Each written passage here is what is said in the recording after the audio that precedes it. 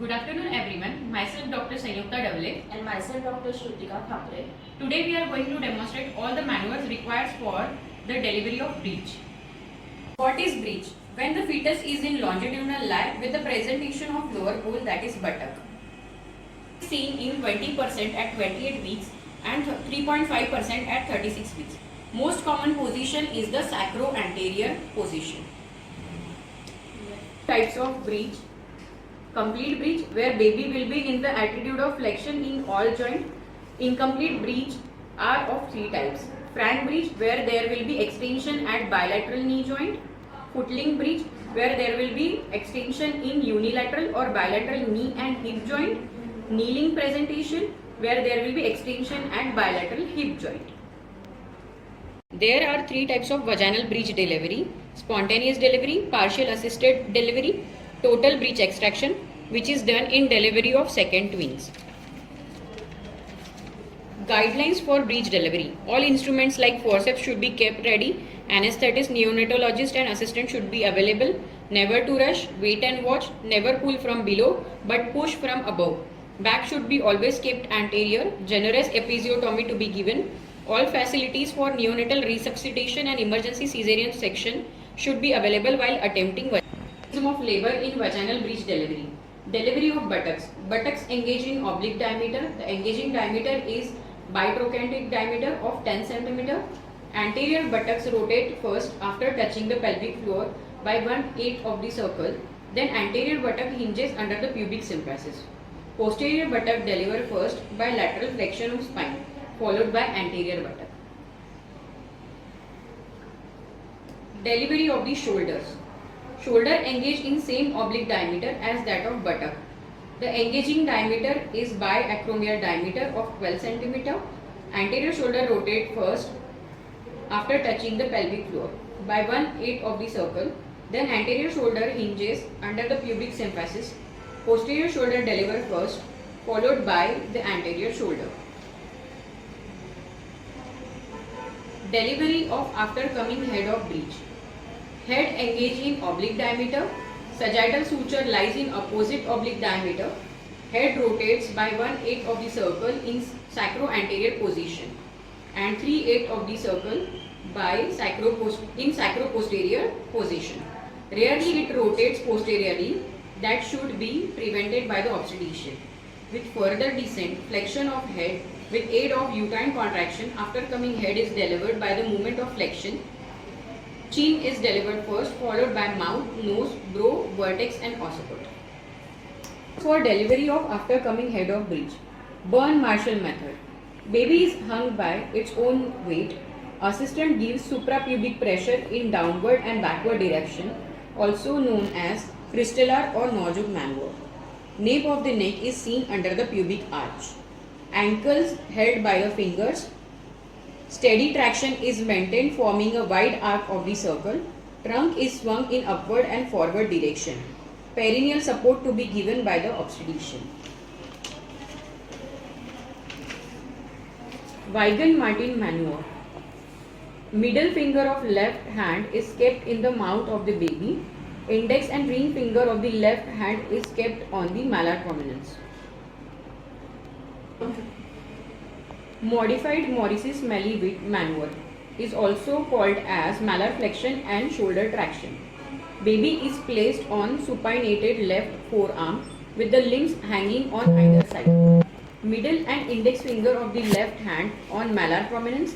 Ring and little finger of the right pronated hand are placed on right shoulder and middle finger on occipital region and index finger on right shoulder of the baby. Traction is given in downward and backward till the nape of the neck is visible. The fetus is carried out upward and forward towards mother's trunk, releasing face, brow and lastly vertex. The modification of the Morrissey-Smellie maneuver is that instead of putting the middle finger of the left hand inside the mouth of the baby, it is kept on malar prominence. Piper's forceps or Lofe's forceps. It is applied in kneeling position, should not be applied until the aftercoming head has been brought into the pelvis. Benefit of Piper's forceps that the shank is long, more curved, handles are depressed below the shank, pelvic curve is reduced, permits direct cephalic application, suprapubic pressure is given by the first assistant, raise the leg to facilitate the application of the forceps by the other assistant. If the raised is too high, it causes extension of the head. Advantage of the forceps is that the force is not transmitted through the neck, flexion is better maintained. Several factors might be responsible for delay in descent of breech. It is because of splinting effect of the baby's leg across its abdomen may arrest the progress of labor. Maneuver for extended legs. Pinard's maneuver. It is done for converting frank breech into footling breech. It is an intrauterine manipulation done under general anesthesia. The middle and index finger are carried along the thigh up to the popliteal fossa. It is pressed in backward and outward direction so that the leg is flexed spontaneously. The footling is then grasped and breech extraction is accomplished.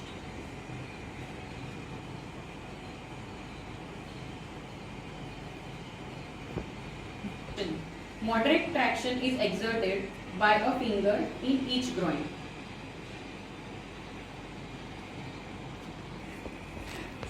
Extended arms. It is usually caused due to faulty delivery technique like unnecessary traction to speed the delivery. It is diagnosed by presence of winging of scapula and absence of flexed arms in front of the chest. Delivery of extended arms can be accomplished by the following maneuvers. Classical maneuver. It is an intrauterine manipulation done under general anesthesia. The baby is pulled slightly upward. Left hand is introduced along the curve of the sacrum.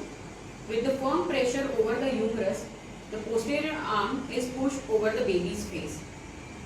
The right hand is introduced in a similar fashion anteriorly, and the anterior arm is delivered from the anterior aspect. Low-set maneuver.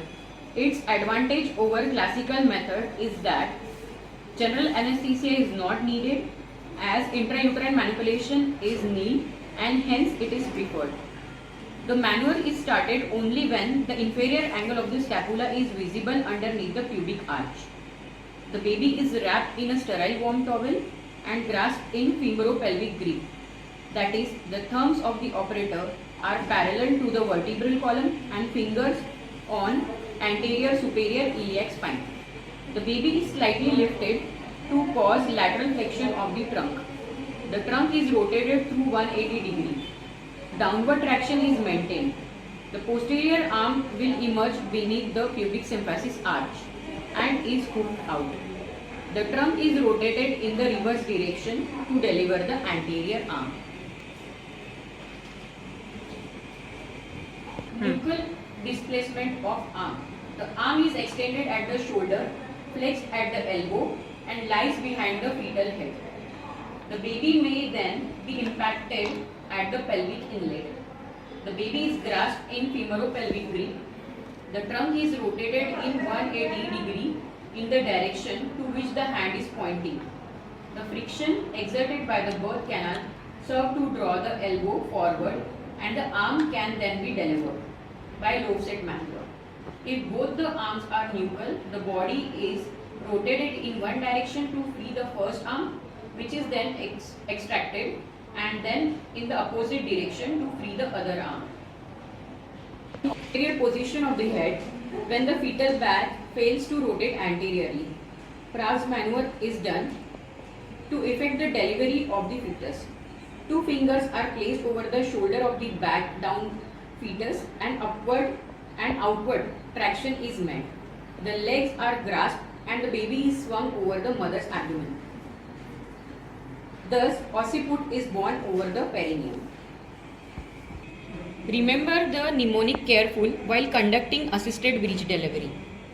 So, these are all the maneuvers which will help us to deliver breech presentation vaginally. All these maneuvers and assisted breech delivery requires skills and expertise for an effective maternal and fetal outcome. But the technique behind all the maneuvers and the procedures should be clear in your mind while performing breech delivery. We hope this will help you to achieve all the skills and expertise to deliver breech delivery in case of emergency. Thank you.